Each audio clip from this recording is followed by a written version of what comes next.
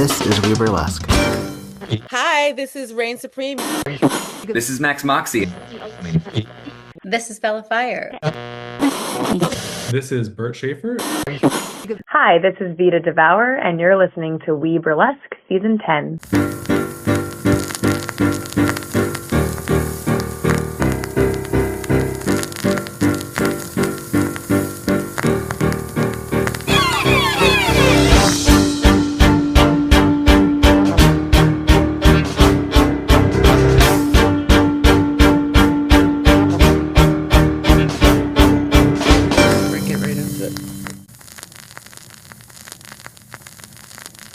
This is WeBurlesque, the podcast, and I'm your host, Viktor Devon, and through the miracle of fiber optics, I get to talk to nightlife individuals in the field of burlesque, drag, and cabaret, and today is no exception. I have Pearl Buttons on the line. Hello, hello.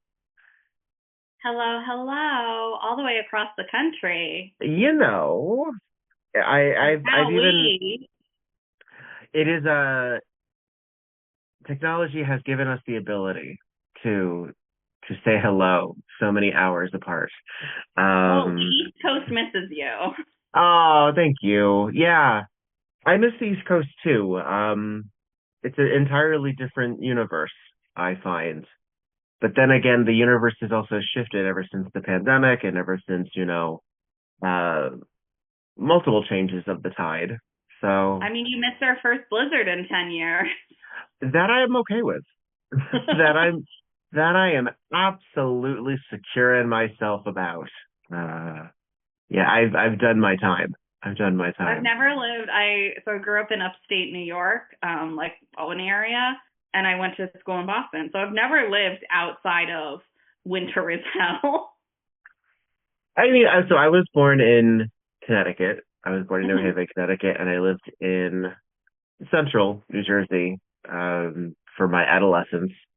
And then above, but it was never so apparent that I was able-bodied and an adult when I had to start dealing with that shit on my own. I was like, oh no, Yeah. It used to be fun snow day. I had to take out my car this year. I was like, but I'm a princess. What is this? Anytime I have to do like manual labor or take out the garbage or anything like that, every ounce of feminism leaves my body. And I'm like, this is a boy job. There's something to say about delegating. I think that's more than fair. You're still in a position of management. Say, no, you go ahead. You go ahead. I'll just hang out here. Yeah, no, I don't like it. Do you live in a house or an apartment, or what's your? I live in Somerville, Mass. So it's all these they're like two sides, almost like a townhouse, and then it's 3 units. Okay. And it's historical. This building is over 140 years old, and you can tell. We have a habit, I've noticed. I say we. Californians have a habit of tearing down a lot of buildings and putting new stuff up, and a lot of hotels and a lot of apartment buildings that no one can afford. The Boston area has a problem with luxury condos. Yeah, nobody wants. The thing is, it's like a luxury 40-story condo building with shitty builder grade finishes. This is not burlesque related at all, but like it gets me heated. It all comes down to it, because these are the things that we contend with, and we also have to be like, oh, in art too, yay. So, there's an area of Boston called the Seaport, and it used to be nothing. It was literally fishing piers and gravel. And they built it up, and it's all these luxury high rises and like a darts bar and all of that. And there's like an Alamo Draft House and all of that. No grocery stores. No, nothing that's not a chain. Nothing. It's so sterile. And like, I don't think I've ever seen anyone put weird art there. They're like, Oh, we love yeah. art. But they import, like, they're like, public art, but it's like the sculpture artist is from fucking Canada. Mm-hmm. And it's like, hi, there's artists here that want to do this, that want to put their art in the communities they live in. But we're not. Boston sucks for arts. And I will say that to the mayor's face. I will say that to Michelle Wu. We used to share a hairstylist. That's the closest I get to famous. We all need our 6 degrees. So you said upstate New York. Where was that again? Near Albany. Albany, which okay. is in fact the capital. Yes. What necessitated the move to Boston? You said it was school? Yeah, I went to Northeastern University, so what was like just far enough away from Albany. What was the degree? What was the plan? International affairs. I was going to work for the UN. Oh. And then there's, like, Northeastern does this, like, they do a 1 credit course your freshman year that's like intro to your major at Northeastern, like intro to physics. You meet your subject librarian, your advisor, all of that stuff. First day of class, Denise Richards goes, how many of you want to work for the UN? And everyone raises their hand. And she goes, put your fucking hands down. Because nobody actually works for the UN, right? You work for a delegation. You have to take the Foreign Service test. And it's really who you know. The nice thing about Northeastern is that they have a co-op program. So you don't go to school for 6 months and you work instead. It's like an internship, but like full time. So you get to like explore what you do or maybe don't want to do, so, which is why I went to Northeastern. And I did my first co-op and I was like, okay, so international affairs is not actually what I want to do, but I do still need a 4-year degree to work in an office. And this is interesting. So why not? Was the idea that you were going to work in, I don't know, diplomacy or, I mean, working for the UN is such an amorphous thing. I think a lot of people actually would automatically think interpreters. But what is... I wanted to be a diplomat. A diplomat. All right. And I also, like, at the time, I spoke 5 languages, too, so... Well, you're just too ambitious. What did you speak, or what can you speak? Now I can speak, I'm like... So I used to be fully fluent in French. Now I'm like proficient. Okay. I can get around. I'm okay in Spanish. I have a tiny bit of German, and I'm getting my Italian back. I'm doing Duolingo because I want to be able to talk to my grandfather. And he's 100 at the end of the month, and his English is starting to go. The man still swims 5 miles a day in the ocean where there's sharks. He's 100 years old. I don't like what it explains a lot about me that this is my genetics. Just like, yes, of course that's what your grandfather does. That's insane. Of my family, my father, his third wife is the woman who raised me, essentially. So my mother is the second wife, but she passed when I was very little. And so the woman who raised me is my mom, for all, you know. Yeah.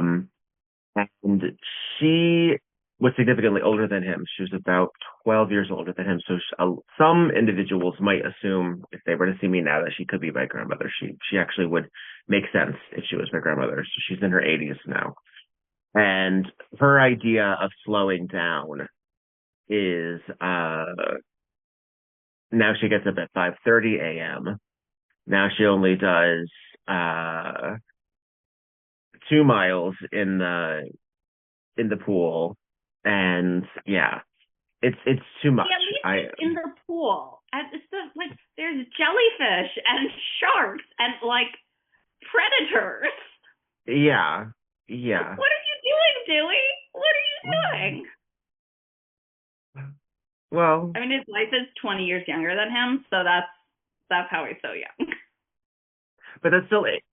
Still old, yeah. Still old. It's fine. The 20-year age gap is fine because they've been together 30 years. So it's fine. It's fine. Everyone, it's fine. I think once somebody is over the age of 30, who fucking cares? Personally, if someone is 30 and they're dating a 70-year-old, I don't fucking care. Like barely care much, but it's just, yeah. Like, I think you've made Once choices in everyone your is life. like actually capable of like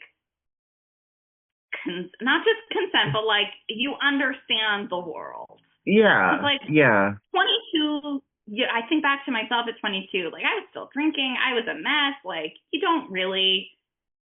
No. Not to say 22-year-olds can't consent, but like once you've made enough mistakes in your life. Well, we're also widely inconsistent about that because we will also hold 15-year-olds to task as well. So, I mean, like, we are an absolutely inconsistent culture when it comes to responsibility as well as what someone is capable of. And I've been an acknowledgement of that watching when kids were charged as adults in situations, and I'm like, but we're not. And then how come we can't vote, or we can't drink, or we can't rent a car, we can't do that? I'm like, there's too many steps. There's too many steps. No one can agree, and part of that is I think because everyone expected us to die at 50, but yeah. And here my grandfather is almost 100 years old. But to be fair, at 50, that was like being 100 at some point. Like the quality of life I've heard is better. If you think about it. I mean, we do kind of have health care sometimes. Sometimes. So what made you stay in Boston if grad school, if college was not necessarily taking you to the United Nations? I love Boston. I really do. I love this town. I love the people. I love how like angry and rude everyone is. I love it. Bostonians are very like honest. Like Blunt. they will. I've had like a true townie, like born and raised, has the accent. If you're on the side of the road with a flat tire, they will pull over. They will change your tire for you, and they will call you a fucking idiot for not knowing how to change your fucking tire, kid. Like, but they'll change your tire, and I love that. I love this town. That's. And then I very. Also like I auditioned to backup dance for a burlesque show the summer after college, and that kind of kept me here long enough to really find my footing. You know, when you graduate, you kind of don't really know what the fuck's going on. Well, did you have any inclination that entertainment would be a field that you would be amenable to? So I started ballet at 3, and as one does. The stage is my first love, and the thing that I've loved the longest and most in the world. I was never going to be good enough to be a professional ballerina. I've got good feet, but I don't have the turnout and I don't have the extension. Like it was never going to happen. I was okay with that. But my jazz teacher, who I really credit my jazz teacher and the last ballet teacher I have with making me the performer I am. Her name is Richie Adan, and she was very committed to us understanding the history of American dance and like where these movements come from. And so much of jazz and so much of Fosse comes from burlesque. So she showed us, like the first time I saw burlesque, I was 14. She didn't show us the titties. You know, it was just like the bumps and the grinds. And she was like, this is where, if you isolate this, if you make it smaller, this is Fosse. And so I always wanted to do burlesque. I always wanted to try it. And I missed dancing while I was in school, and the rest is history. Do you remember what the first show was? It was with a troupe that we don't talk about in Boston. Understood. But what about that specific performance said, I can do that too? I think it just made sense to me. Like, the tease made sense to me. I think anyone who's trained in Fosse, like, it really does translate. You know, like, I've performed all of Rich Man's Fruit. That's a burlesque number. Sweet Charity is a burlesque show. Like, and so I just, like, I it was one of those things where I knew it was the thing. I was like, okay, this is the thing. Like the first time I got a job as an assistant, I was like, okay, this is all my skills. And the first time I tried burlesque, I was like, okay, this is the thing. So who were your direct mentors? Who did you work with? Or are they other people that you don't talk about? They are other people that we don't talk about. And anyway, there was an open letter a couple years ago, so that's all. But as we contend with this, as we contend with, our mentors and our community leaders failing us, how do you contend with that? Now being old enough and established enough to mentor other people, what do you take as your let's not repeat the sins of the father kind of I think for me the most important thing, and I say this to anyone that I consult with, that I teach, because I really love teaching intro class, the one thing I always say is like I'm also wrong. There's also other ways to do this. Like this is just me. It's not codified. It's not like Vagana ballet that's like strict and like this is exactly where your arm should be in this arabesque. Burlesque is open to interpretation, and anyone who tells you otherwise, run. They do not have your best interest at heart. They don't want to see you succeed. Yeah, well, at that point, that the self-importance of being so bold as to say, and this is the only way to do it, it is also so the antithesis of self-expression. And I think recently I was on a call with another individual, and I've booked a few of these back to back, so I might be misremembering exactly how we got to that point. But I used the term self-expression in front of other people. And I said, you know what? That actually is a really decent summation of a lot of what we do.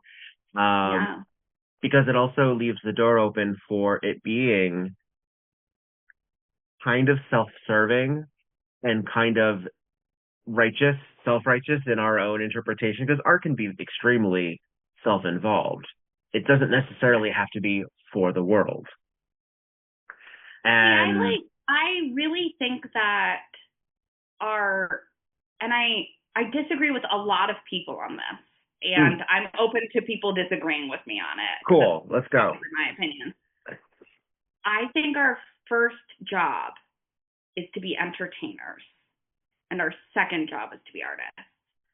The audience gave you their time and their money. You are asking for their time and their money. It is your responsibility and your privilege to give them a good show.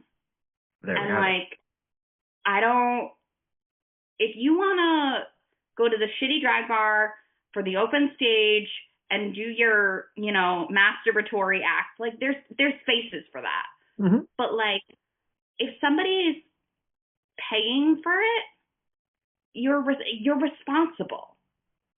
And I think that people get a little like, well, it's my art, it's my drag, it's my burlesque, I can do what I want, it doesn't matter what anyone says. And it's like, yeah, but also like the audience paid you. And if you went to work and they paid you and you didn't send the emails that they're paying you to send, you're not doing your job. And this is a job. True. And I think there's room for both, but I think it's a job first. But didn't technically the audience pay the production, and the production is deciding to include you in some capacity? So do you have a direct responsibility for the production's side to the audience, or do you have a more through line to the audience themselves? Because technically there is often that little bubble between. I still think you have a direct responsibility to the audience, because you are asking for their time and attention. Like, you are taking up space on that stage. You are asking them to pay attention to you. And it should be worth paying attention to. And obviously what's worth paying attention to is open to interpretation. But I think that, and they may not even know it. They may not even know that that's what they want or that's what they're going to appreciate. Yeah, it's true. Yeah, I think it is. I think I've often said, anyone who listens to this, hello, thank you for listening. Quinn Dixie, I know you're listening. You're waiting for me to say the word insular. I know you are. I have a habit. The intersection between art and entertainment is really what I've often defined burlesque to be, because of that self-responsibility as well as the responsibility to be entertaining. I think it is also a responsibility to ourselves to be entertaining, because that helps us edit. That helps us protect ourselves. And if you're simply doing, and this happens a lot when you do memoir drag or memoir burlesque, where you're really pulling from yourself, it allows you to create potentially a separation that won't hurt you when you leave that stage, because it can get awfully raw up there. It can. And it's not safe to go out alone. Take this with you, basically. And it's also, you don't know that audience is safe for you to do your most raw, most real. Like, how are you going to feel if it doesn't land?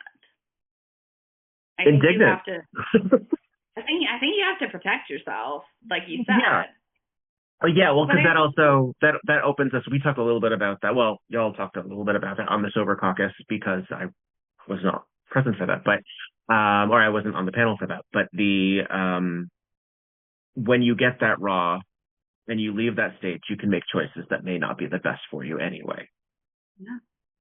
And I think, when we look at the history of great artists, we see a lot of people making those choices. And there's a little Judy Garland in all of us, Yeah. There's a little, like Johnny Cash, I was literally just in the car on the way back from Michael's. Johnny Cash came on the radio, and my roommate and I were talking about him being on speed. But it's like, as an artist, when you're that raw, that self-medicating, I get it. I did it. It's hard to sustain, and a lot of times you don't, and that's why we have the 27 Club. That's why we have the legends that have gone too soon. Yeah. And I think, especially with something as fringe, for lack of a better term, as burlesque, it is. It's left of mainstream. It's really easy to get overly personal, because you're playing a small room, you're maybe playing a really small audience, you're maybe making $25 sometimes. We can talk about pay, that's a whole other, put that over there. And then it can be a place for very raw self-expression, but I think, there's a time and a place. And maybe that's open stages or industry nights. There's one in Boston called Punk Rockin' and Pasty Poppin', and it's been going for, I think, oh God, Jane Doe, correct me, 13 years now. And I always say it's like a cross between an open mic and an industry night. So, that's the place for that. I do stuff there that nobody should pay me real money to. It's a tip split. It's a symposium. I'm walking away with $30. I'm happy. But do I want to prance around in my underpants to Sabrina Carpenter? Yes. But nobody should pay me real money to be sloppy and just dancing around in my underpants. At least in my opinion. In your opinion. No, that's I think, well, also because the art form, I think, speaks to a certain group of individuals, the outsider, the ones who were never going to get their ankle right for ballet, who find themselves wanting to express themselves on a level that's technically more accessible. If it is open for interpretation, then anybody has access to burlesque. Not everybody has access to stage, or regular sustainability when it comes to burlesque. Not everyone is an entertainer, but if in fact burlesque is for everyone, and I think in some ways it is, and in some ways it is not. You have your performers who do this for 2 years and then call it a day, and you have your lifers, how long that life is. I do want to, as an aside, my ankles were always correct in ballet. My feet were never sickled. It was the feet. I think it's for may the record show. For our listeners, I'm never sickled. Never. Thank you. But I think you're right. I think it's it does feel like a very accessible art form. Like there are, amateur competitions. Like that doesn't happen with the ballet or the opera. It does not. It does not. I say that all the time. It's one of the few art forms where you can go and you're like, maybe community theater. You can do one amateur competition and be like, try that, not for me. No thanks. Moving on. Right.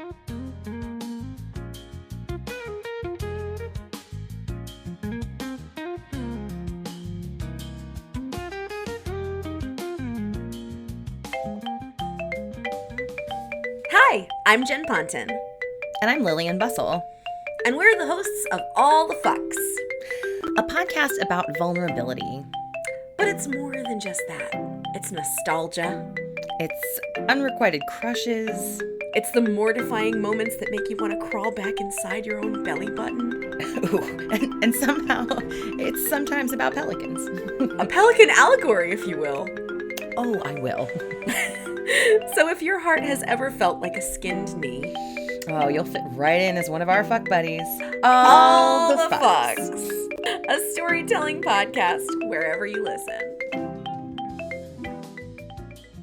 Hey, this is Viktor Devon, and I would like to thank the patrons on patreon.com/WeBurlesque for throwing dollar bills at me.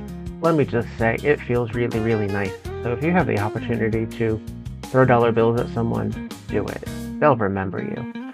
I would like to thank my name, Devin, Courtney, Clara, Dottie, Charlotte, Ferris, Luna, Lucy, Roxy, Faye, Tiffany, Shimmy, Curly Bright, Oliver, Sebastian, Alex, Bo, and Stormageddon very, very much for your continued or recent financial support. Goodness gracious, I know that we live in a cesspool right now where dollar bills are hard to come by, so the fact that you think this is worthy of throwing bills at, I agree, and I thank you.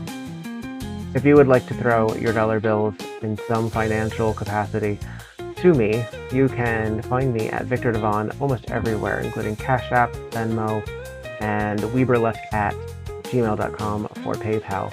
You can also go to WeBurlesque on the Patreon and throw me dollar bills there too. It seems so tacky, and yet it changes lives to ask for money. So there we have it. You're the best.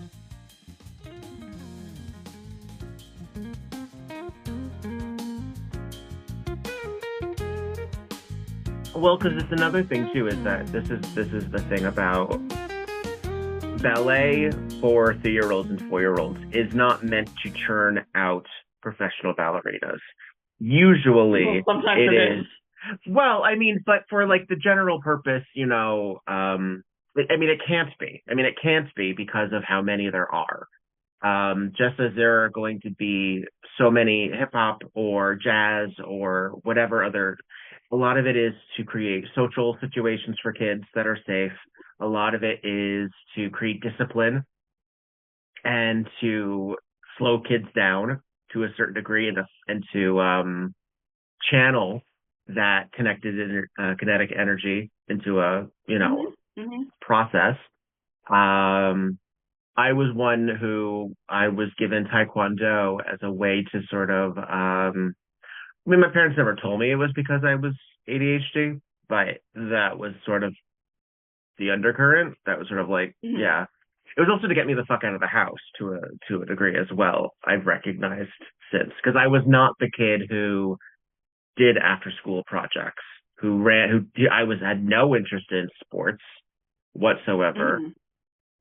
So all of my siblings All of my sisters did soccer, played or attempted to play an instrument or were good at an instrument. All of these things. I was not that kid. I was very self-contained, and I didn't express myself until really Rocky Horror, when I felt I could be faggy enough to really, get away with it. And then you couldn't shut me the fuck up. And now look at you. Now look at me, 20 years later. No, I was overly involved as a kid. I did ballet. I played the cello very poorly until 8th grade. I was so bad. I'm completely tone deaf. Like, the teacher had to tune the cello for me. I'm tone deaf. Like, it's just not in you. I just am. Yeah. And I have these nails now. I could never pick it back up.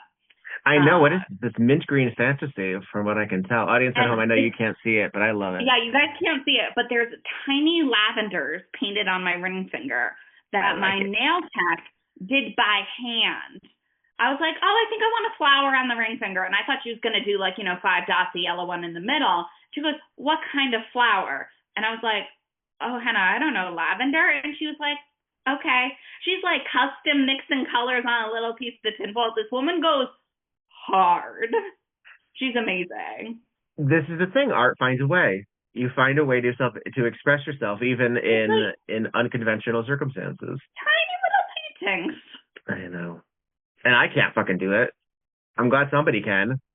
I can't do it on a canvas the size of my face. It's not... Right, no, absolutely not. I'm like, I'm not even, I don't think I even know how to hold a paintbrush properly. Sorry, high school art teachers.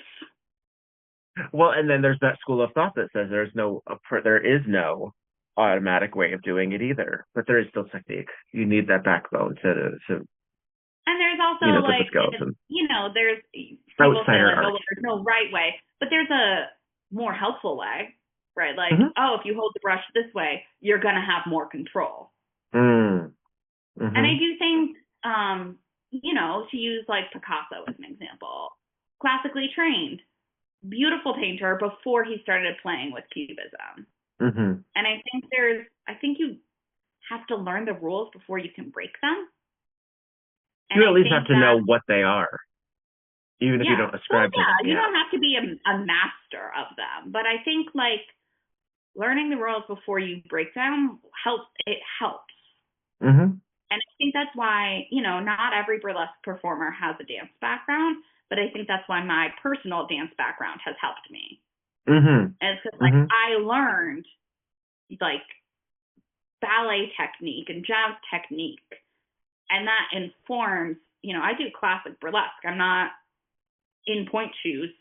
Oh, God, help me. If I tried to put pointe shoes on at this point in my life, I would fall right over. Talk about tickle.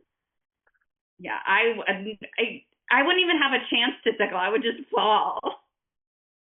I still have pointe shoes. I have old pointe shoes that are just, sitting there. Just art out of them. Just staring at you.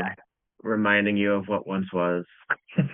Right. Reminding me that I could never be a prima ballerina. It's fine. I show people my tits. It's more fun. So when you say classic burlesque, can you break that down for me and for the audience? Because I have the opinion that classic burlesque we use as a term in burlesque, but it means all kinds of things. So to me, what defines classic burlesque, and I produce a burlesque brunch that's all classic. And so I do get this question a lot, what do you mean classic? Sure. And I say classic with a capital C, specifically for this brunch and specifically my style. Occasionally I dance around in my underpants to Sabrina Carpenter, but I mean, the costumes and the style of the 50s and 60s and even the 40s and 30s, the legends, when you imagine legends without a lot of education of how broad a category that is, you imagine the triangle bra and the panel skirt and whatnot. And I think to me it means jazz, pretty strictly. I don't see, like, and this is where I'm like, oh, I'm going to get canceled for saying this. But, you know, like, I don't want super modern sounding music at brunch. Like, I want it to be. You want to create a vibe. I get it. Mm-hmm. And that's what I want people to feel when I'm on stage. And, like, do I travel outside that realm? If somebody's booking me for it, yeah. But that's where my heart is. I don't think there's anything wrong with that. I feel there is something about immersion that is very powerful. And then subverting that immersion is also very powerful as well. I love a gown and glove to rock music. I love, you know. Oh, yeah, absolutely. Yeah. And I think, like, the classic that I do is not the only kind of burlesque I want to watch. Sure. Well, but you're creating you're curating an experience, and and experiences have parameters. Otherwise, it becomes other things. And you would never, I mean, you would possibly, but it would be less, it would make less sense if you were to say, okay, we're doing, I don't know, not that you would, but an African tribal immersion show, and then say, oh, and by the way, we're also throwing in Ariana Grande. Unless if I ever, I would be and should be so careful. Yeah. Yes, I know. Those of you listening at home who do not know what I look like, I am about as white as you can get. There's a reason I went to this extreme. I was trying to illustrate. She is Irish and Italian. Yes. I feel like there's something to be said there. When you start saying that is the only one, though, therefore there's that red flag again that we talked about earlier, is that's the thing. But I don't think there's anything wrong about incorporating that. And then you get your subversion to that. You get your commentary, your present day thing, by including agency for feminine bodies who would not have had that feminine agency in the 1940s and 50s and beyond. And then you throw in people of color, you throw in the queer people, you throw in people of different disabilities, you throw in all of these other possibilities, and that's what makes it a contemporary experience. So I find that there are things that I do that belong in a classic burlesque show. Not everyone agrees with that, even if it's the baggy pants hobo clown. Sorry, that is classic burlesque. That's vaudeville. That's vaudeville. You don't get, frankly, more classic burlesque than say, you know, a gentleman in a leather harness and heels. That's less classic burlesque, actually. Yeah. That's what I like to say when I'm talking about brunch. I say, like, okay, it's classic with a capital C. Like, think the most classic you can get. Like, I have a lot of friends who their style, if you put their act on mute, it looks like classic burlesque, and then you turn the volume up, and it's fucking heavy metal. Yeah. But, like, when I say classic with a capital C, I mean the music of that era and the costumes of that era and the, like, glamour. Right. But I think, I didn't say this earlier, the most important part of classic burlesque, and I think it should be the most important part of all burlesque, in my opinion, it's the art of the tease. It's the tease that I feel is often missing in more neo styles. You know, and I'm not speaking about every single non-classic piece of burlesque that I've ever seen as lacking tease. But I think that, you know, when you're doing something that's nerdlesque or that has more of a hook, it's easier to fall away from it. You know, when all you have is a panel skirt, a bra, and 2 gloves, and it's a 5-minute song, you have a fucking choice. I spoke to Nikki May on the pod a couple of weeks ago, and she's a legend who lives in San Diego right now, but she was performing in Guam. And so she's just about 70 years old. And so she would work outside the Army bases, and she would work, and she would get sometimes 15 minutes, closer to a half hour on cassette. And she Oh, would, that's brilliant. yes. And depending on what you were booked for, you just kept going because you were there all day.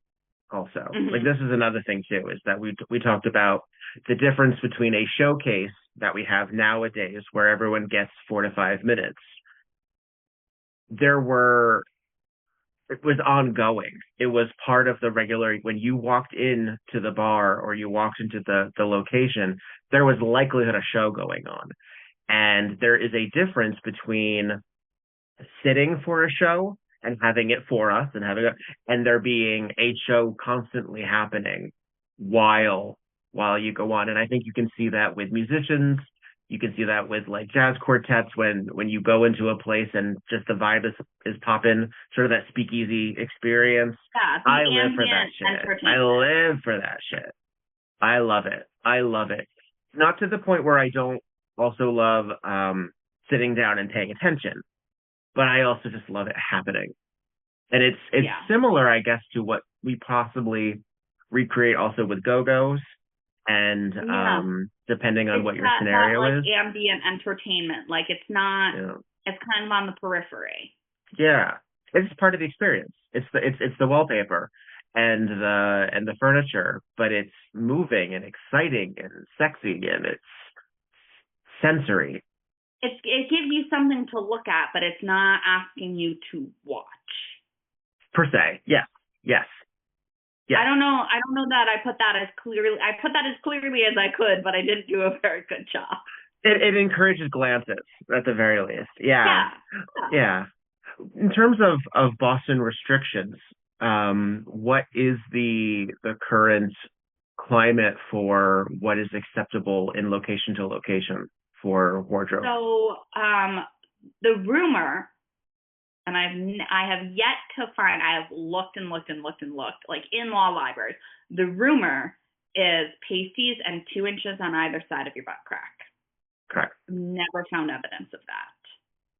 You've never found evidence that there is that happening, or you've never found on the book exists? Okay. There are clubs that insist on that, and there are places that don't give a shit. And then you have Somerville and Cambridge just on the other side of the river, and it's pasties and a G-string or a merkin. Like, all of your reproductive bits need to be covered. And there's men, I'm using men in quotes, like people at home cannot see my finger quotes, air quotes. I regret using the word finger. Oh, that was icky. Men don't need to wear pasties, but the encouragement is that they do. It's an act of solidarity. Also, why are you going to miss a chance for rhinestones or a punchline? Like, I don't see a reason to not, like, you could put sparkles there. Yeah. Why wouldn't you put sparkles there? I've so when I first began, I did not, partially because I don't know if it occurred to me, frankly. I think it doesn't occur to a lot of math. Like, I don't know how to say, I don't want to say mask because there are mask people to whom, like, the pasty laws do apply. But we'll say men-ish. Right. Those who, that is murky. I see your point. But I think we're on the same page. Yeah, I think, well, a lot of it's also passability, isn't it? A lot of it is also, and sometimes what I find really interesting, and I've talked to a few individuals who have had top surgery about the power behind now not having to wear pasties. And I'm like, there's something to be said about that. Unfortunately, that's not the world that we have right now. But I think that's a really cool, powerful statement where you can do it. I get it. I get the power behind it, but I think it's rude to the performers who have to cover their bodies. I still think it's a kind of an egregious fuck you. Like when drag queens have breastplates and then fake nipples are out, I think that's an egregious issue. Like I have a capital P problem with that. And I will say that directly to people's faces because I'm always looking for a fight. I'm kidding. I have people who fight people for me. I don't do that myself. Not good. We said you're a princess. I don't do that myself. I don't do that. I don't do that. They fight and then they shovel my snow. That's the thing too, is that a lot of classic burlesquers back in the day would go topless. And a lot of classic burlesquers, a lot of legends would, depending on your location, go bottomless. And it is through the capitalist, often liquor law and corporate fuckery that has brought us to the point where that's not possible. One of the examples that I use a lot frequently is that a cis woman or a woman with or a person with breasts can walk topless in the streets of New York because there were people who fought for that ability. But the second they walk into a bar, they have to be clothed because they sell liquor there. Yeah. In the streets of New York, nipples out.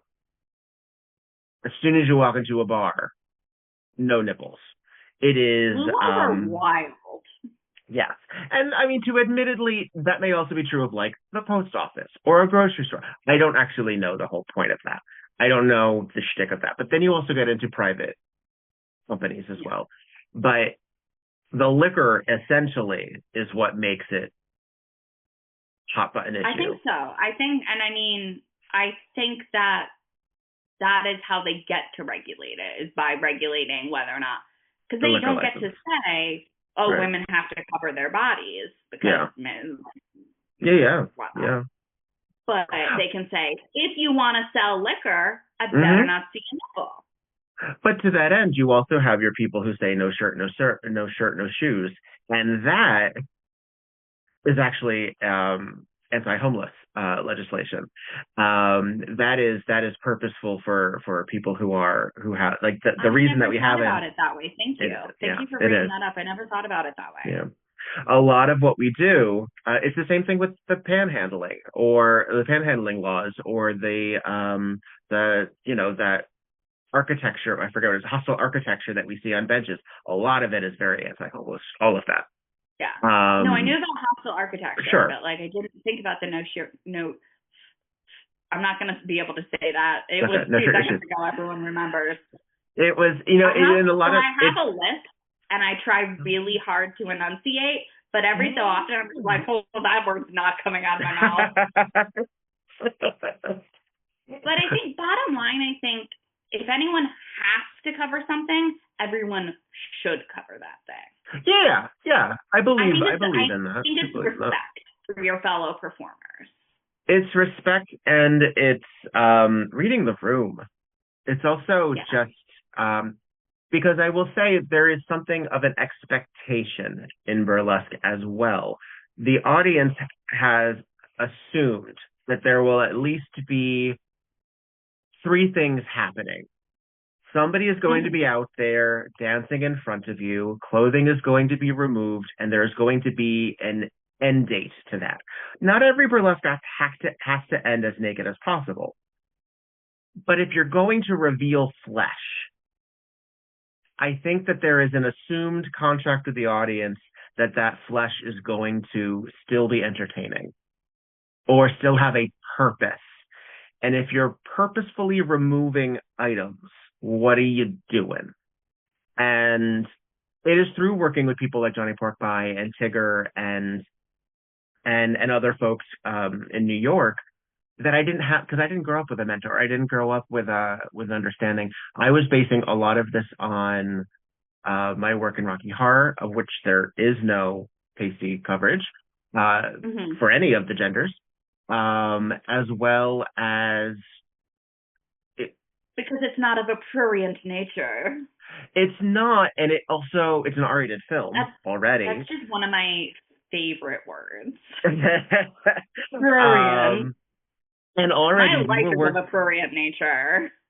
We were working in venues where a lot of us didn't take our bras off already. So there was already sort of a cover up kind of concept. Yeah, you'd probably have your butt out, but it would be ruffle panties just like yanked. A lot. I don't the know. ruffle panties. Yeah. Oh, that's a throwback. Yeah. Remember? Well, this. I mean, when White Elephant started, it was at the height of steampunk.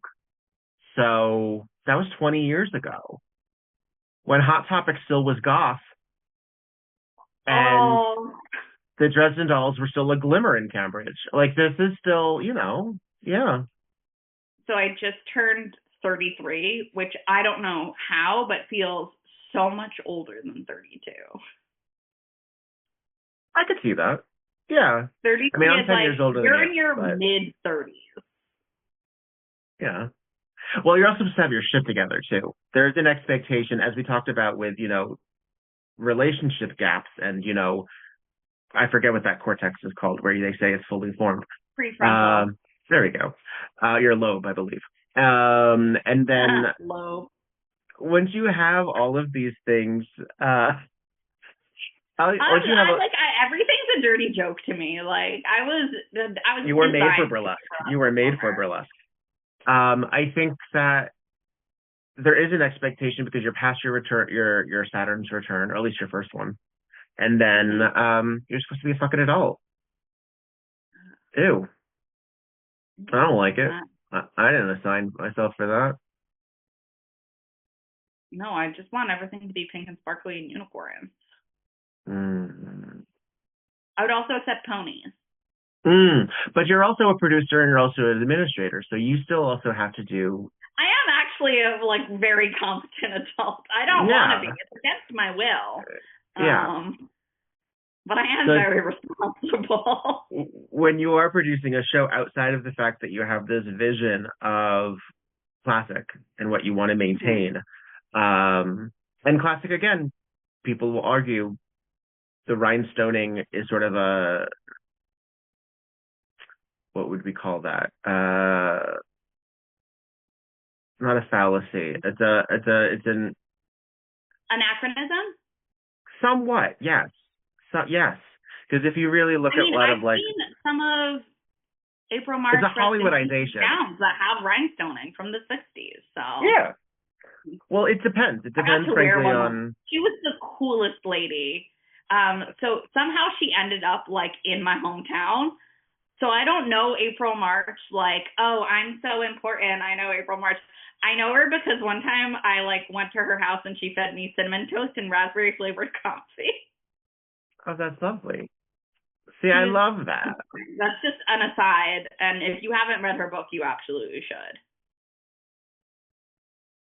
Have you had a chance to... Yeah, we were talking about production. We're talking about productions. Well, more specifically production. So what is your criteria for when you're booking as opposed to when you're trying to be booked yourselves? Because there's, two different mindsets. As a production, what are you looking for? How do I get to be in your show, Pearl Buttons? Talent and not being a pain in the ass. All right. Well, I could try another way.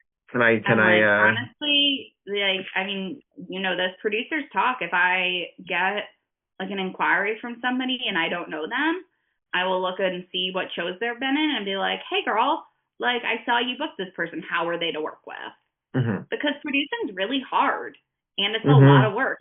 I don't want to work with people who are going to make my life harder. I don't want to work with people who are going to make backstage uncomfortable for others. And if you can't turn your shit in on time, I don't want to hire you. I don't. And I get that, people have ADHD and they have their issues, but, come to me, explain your situation, and figure out a fucking system. If that system is, the second you get that email, you send all your shit, great. My system is, the second I get that email, I put the due dates in my planner. But I just, if somebody's going to make my life harder, I don't want to work with them.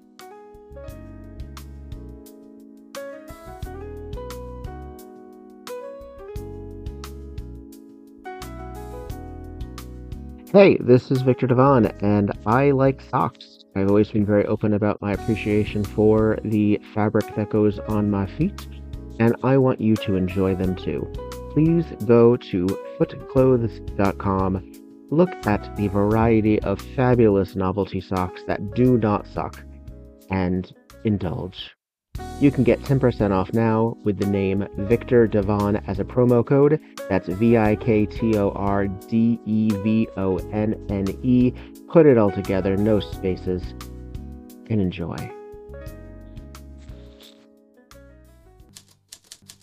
Tonight on Murder, She Wrote. Hooray! Hey!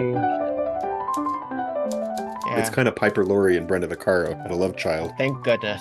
I want to know His her. nails. Yeah, where's her series? That's what She's I want. fabulous. The son is Joaquin Phoenix. I know, isn't that nuts? And he is an ugly little kid. I'm sorry.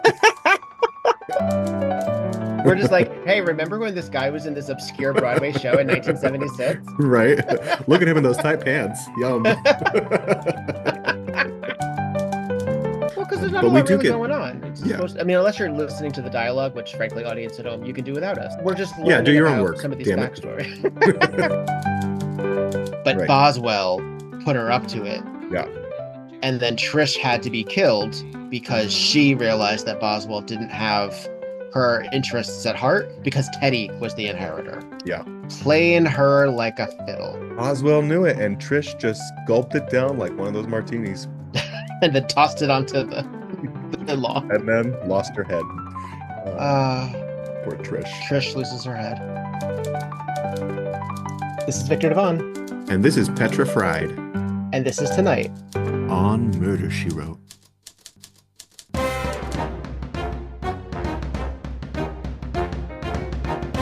Hello, kitty cats, and welcome to Tales and Tassels, the show where you pounce into the lives of burlesque and nightlife performers, their craft, their cats, and how the two worlds intertwine. I'm your host, Gemma Smith. By day, I'm a manager at a kitten nursery, and by night, I host the Cat Beret, New York City's cat-themed variety show. This podcast is for cat-loving creatives. Whether you're twirling your tassels on stage, chasing your next big idea, or just trying to keep your cat off your keyboard. Season 1 is streaming now, with interviews, solo episodes, and bonus chats with feline experts. And Season 2 will be back this October with even more.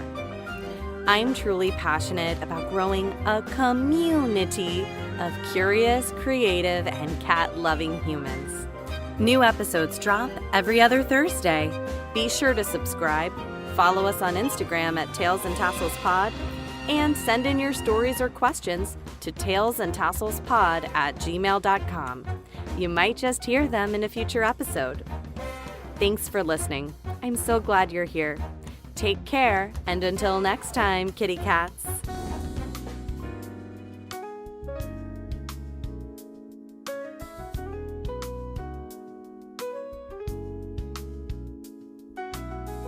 This is probably a controversial opinion, but while we're deconstructing, I'm going to say it.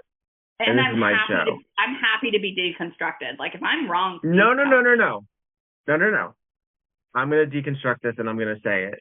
If we say that mental illness and neuroatypicality are not excuses for behavior, but explain potentially behavior, but we still have to have a system when it comes to what we allow when it comes to consent violations, as well as social fuckery in terms of what people say. We don't use age as an excuse, but we'll use it as an explanation from an earlier time. That earlier time sucked. Like, we can do that. If we can do that, then we also have to apply that to still being professional and capable of participating in somebody else's experience. And that means their show. So if I'm really bad at certain things because of my ADHD, because of my, executive paralysis, or, things like that, which, true. If I still want to play in the game, I have to get the fuck over it, and I have to put in systems about it. And sometimes those systems are just letting that person know I'm going to be a week late, possibly, I will get this to you as soon as possible. And we can still make those decisions. It's really hard for me to remember deadlines. Would you be able to remind me? Yes. Yes. Absolutely. I would love to remind you. Love to be the night before, hey, don't forget. And I send my big scary email to you with everything about the venue, everything about what we're looking for in the show, the Spotify playlist for inspiration, like all of the due dates in bold. And then we have an Instagram chat. And in the Instagram chat, I say, hey guys, don't forget, due tomorrow is your photos in your bio. Due tomorrow is your music. Mm-hmm. So it's like, if I'm making it as easy for you as possible and I'm still not getting your shit, it doesn't make me want to hire you again, no matter how talented you are. Right. And that's sad. Like that, it's a bummer to me, but I'll get over it. Well, because a lot of us are also all of those things, and we're the ones putting the show together. Yeah. So we like scenes. I got a whole host of issues. Yeah, namaste. Like I feel like there is a whole realization that all of us, especially since we're out of the era of like the Minskys, where it was like guy in charge putting on a show, and there was also like a localized, like the choreographer or the band leader, what have you, were more integrated into the everyday show experience. We're in the trenches with you. So most burlesque producers are not silent partners in this. We're putting the shows together and also performing and also hosting and also running the music and also doing all of these things because we don't have the ability to delegate. Right. And it's like, and if I have 85,000 jobs and I'm paying myself last, if at all, make my life as easy as possible, be a pleasure to have in class. Yes. What's going to make me hire you again? If you're a pleasure to have in class. Yes.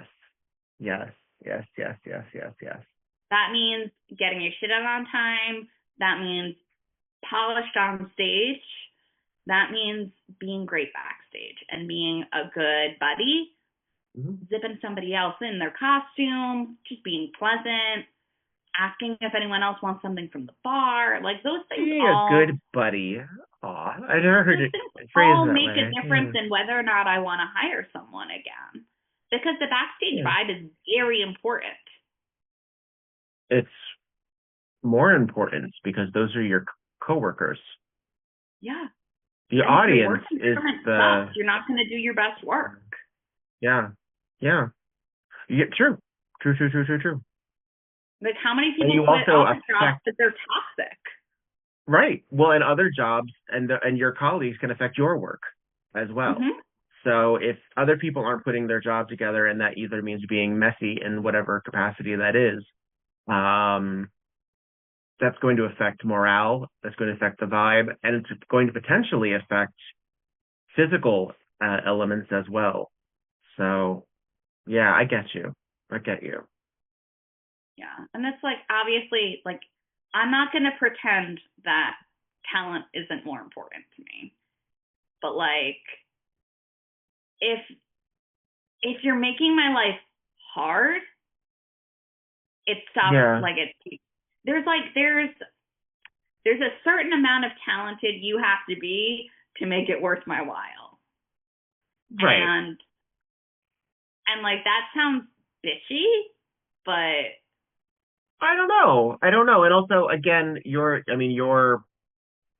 litmus test for talent could be, 5, 6, 7, 8 knows how to, I don't know, step in rhythm. It's debatable, and I think it's fair that we accept that we have different needs and wants out of the shows that we get and people that we work with. And sometimes, you know what? Sometimes it's more advantageous of us to hire someone who we think will amplify our show, and so we'll make an exception if we feel that person is not. I don't know. That's the other thing that makes me want to hire somebody again, and I do believe it is the producer's responsibility. Like, it's on me and my co-producer. Shout out to Tracy motherfucking Vaughn. We say her name with a nice Massachusetts accent. It's on us to make sure there are butts in seats. But if the people in our cast are like, I know how much you're posting on social media. I know if you share this to your story, like, and I notice, and that makes me want to work with you more. Mm-hmm. Mm-hmm. And why wouldn't you want to tell people? You don't want people in the audience? You don't want to make more money?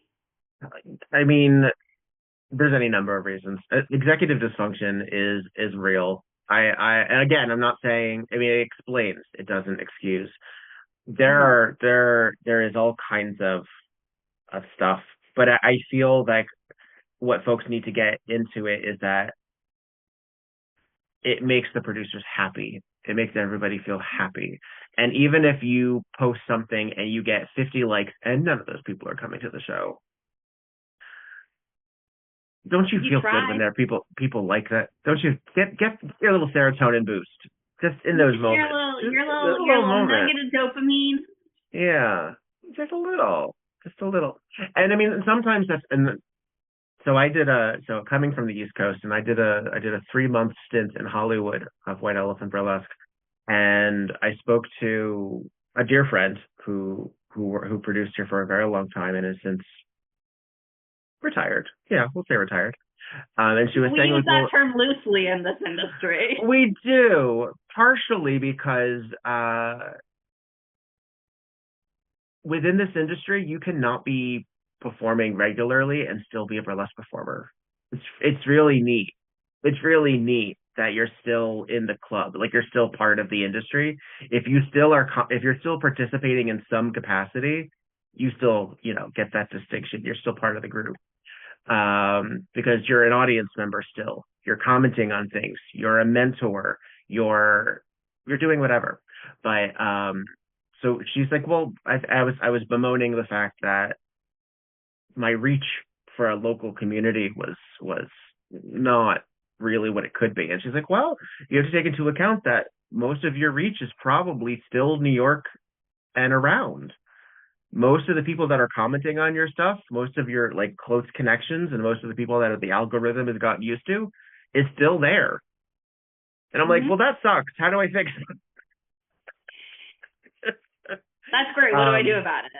I know. Well, and that's part of the problem too, is that I also have this podcast, and this podcast is technically available to anywhere in the world.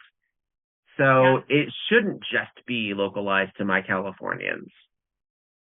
And I still think that one of the reasons, here we go, Quinn-Dixie, that burlesque is so insular is because most of our reach is to each other, because we don't facilitate or curate audiences of fans. And of people who are just fans, receiving. they want to be performers because it's so fun. Who wouldn't want to fucking do it? Yeah. Like, honestly, I who wouldn't want to? And I think that's one reason that Wrench doesn't always sell the best. Like, it's not the most successful show in Boston, but there are a lot of faces in that audience that I have never seen before in my life. I love that shit. And that's, it's people who have seen another show in the back room at the Burren, like people who saw it on BostonCalendar.com. Like, I love that. And it does, I think burlesque is such an incredible form of entertainment and form of art that it does break my heart a little bit that it's so insular. Yeah. And some of that is protection, some of that is self-protection, as well as, a lot of us, a substantial lot of us, this is a night job that the day job can't find out about. Yeah. And for a lot of us, it's difficult to permeate in a misogynistic, body toxic, homophobic, transphobic universe of America, regionally, depending on where you are as well. I know, I'm in a liberal bubble. I'm so lucky. Every time I leave, oh God. But to that end, I mean, I've heard a lot about the casual racism in Boston. I've heard a lot about the casual dickery that occurs. And absolutely, we have these little, bubbles within bubbles. Certainly. I mean, I'm in Southern California, which a lot of people would assume is Shangri-La. It's not. I have an extraordinarily conservative sheriff here who also is the coroner, and that should be a gigantic red flag for people. And that's just allowed. I don't like that. That's suspicious. That's just allowed. And he's running for governor. Yeah, don't like any of it. It is also the one of the major petri dishes of the Save Women's Sports propaganda machine. It is absolutely. And I say liberal bubble, but it's not a leftist bubble. Yeah, it's certainly by no means there's a lot of progressive. It's Ivy League liberal. It's old money liberal. Respectability politics liberal. Yeah. Wear a suit and you'll be a respected liberal. Yeah, people still get shot in suits. It's still it's all very disheartening. So to not end this on a let's loop around somehow. Let's loop around. What after being, dyed in the wool, knowing your job, being good at your job, what keeps you happy in burlesque? What's the joys?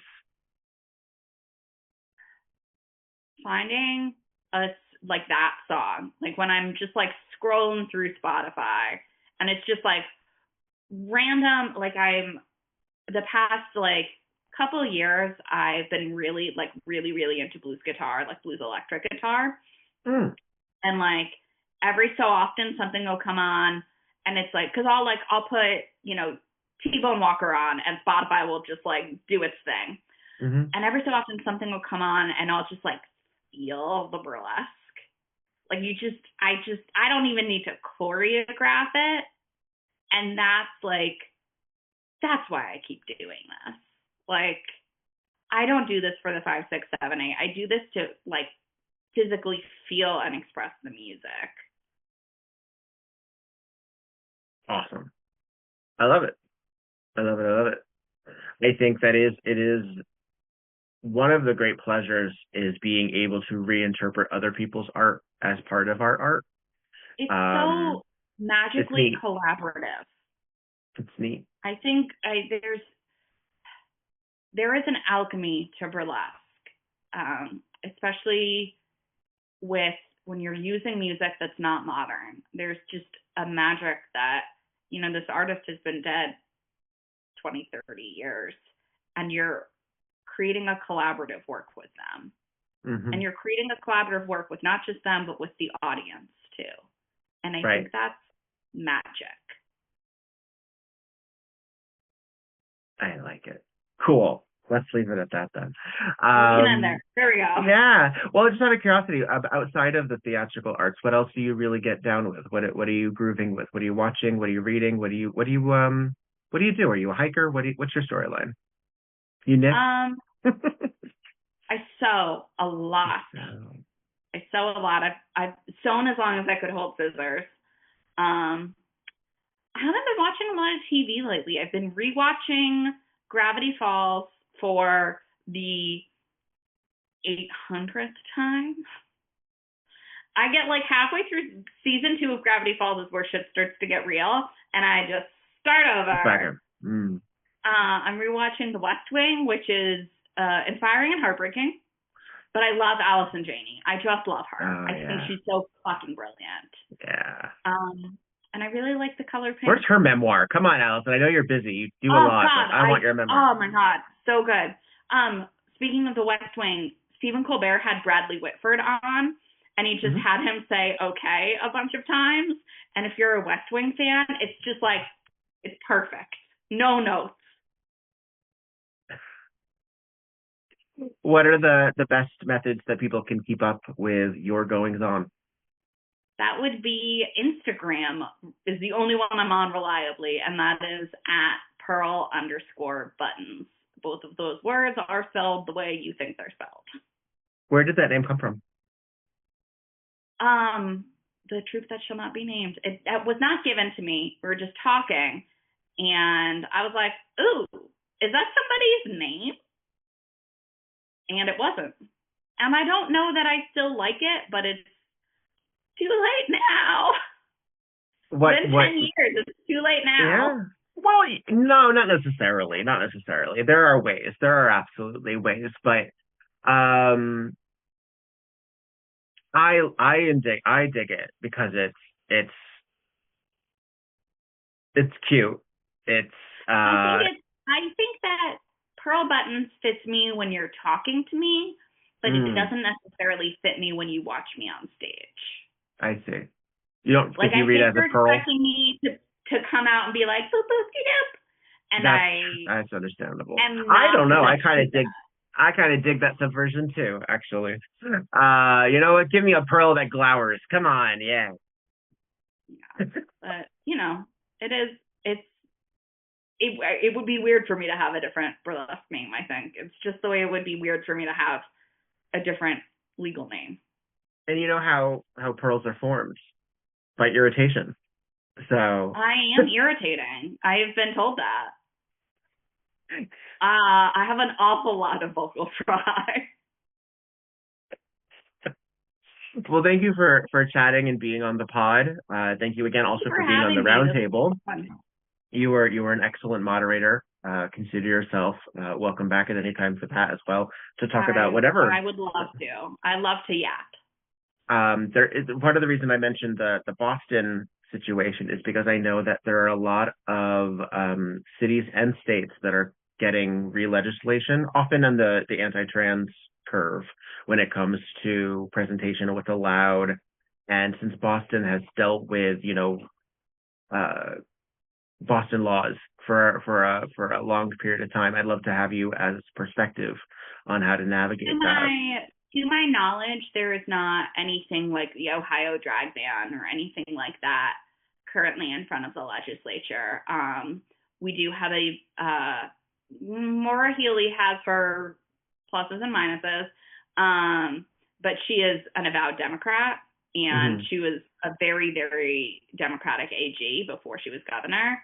So I think we're, at least for now, I think, knock on wood, cross yourself, turn around 3 times and spit. I think we're safe from a drag ban here. Going under the radar. Yeah. We'll see. Let's see. Scary time. Scary time. All right, sweetheart. Be well. Continue to thrive, however that manifests. And you too.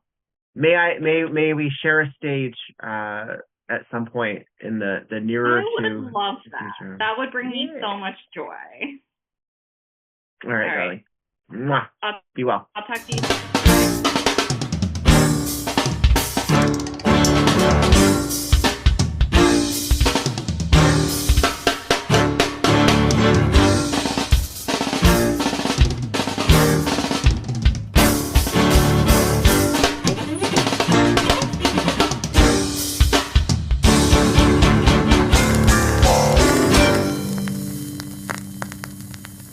WEBurlesque the podcast, created, developed, and edited by Viktor Devon. Podcast artwork by Logan Laveau. WEBurlesque the podcast cover art photography by Atticus Stevenson. Theme song, On a 45 by This Way to the Egress, used with permission. All incidental music via Pixabay under the expectation of fair use. Please visit WeBurlesquePodcast.com for notes on this and every other episode.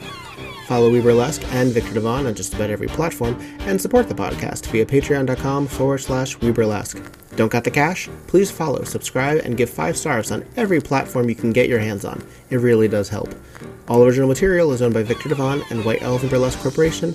All other materials property of their respective copyright. No infringement, while likely, is intended. This episode, and all episodes thereafter, are in memory of Lucky Charming. Miss you, friend.